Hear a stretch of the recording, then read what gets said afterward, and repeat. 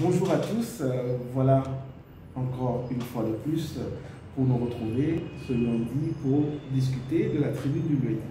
J'aimerais parler ce lundi de la situation des compagnies aériennes. Les compagnies aériennes ont été un des secteurs ou une des types d'entreprises qui ont été durement touchées par la Covid et voire je dirais sinistrées parce que 99% des appareils et des avions étaient cloués au sol. Or, l'objectif de toute compagnie aérienne est de maintenir ces avions en l'air parce que c'est quand les avions sont en l'air qu'ils rapportent de l'argent. Il faudrait noter trois choses qui vont affecter les compagnies aériennes.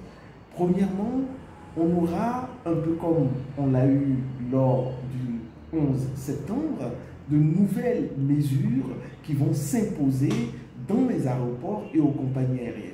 La distanciation, le port de masque, le type de nourriture et bien d'autres choses qui vont changer et qui vont ajouter des coûts supplémentaires, n'est-ce pas, dans le fonctionnement des compagnies aériennes. La deuxième chose qu'il faut constater aussi, c'est la formation. Il nous faut un nouveau type d'hôtesse et de steward et cette formation va affecter également tout ce qu'il y a comme leur habillement.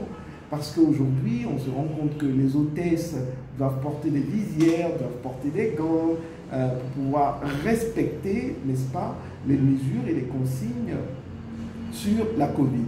Donc, de par là, les investissements initiaux, de par là, la formation et le changement ou l'ajustement vestimentaire des hôtesses et des pilotes, mais aussi, il faut noter également ce qui est là et que certains ont commencé à véhiculer, qui sont les tests Covid à l'aéroport avant de monter à bord. Donc, on va se retrouver avec un mécanisme sanitaire à installer dans les aéroports pour faire des prises de sang et nos aéroports qui, en partie, vont se transformer en des semi-hôpitaux. Et qui va porter ces coûts? Est-ce que c'est l'aéroport? Est-ce que c'est les compagnies aériennes? Les discussions sont en cours.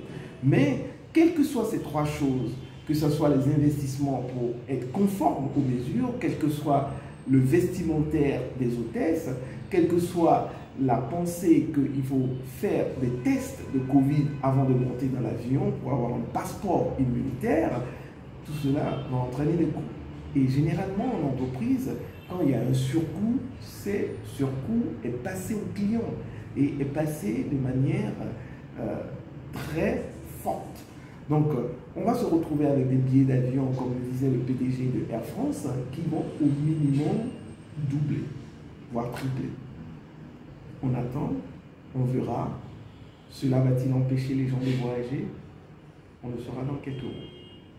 Merci.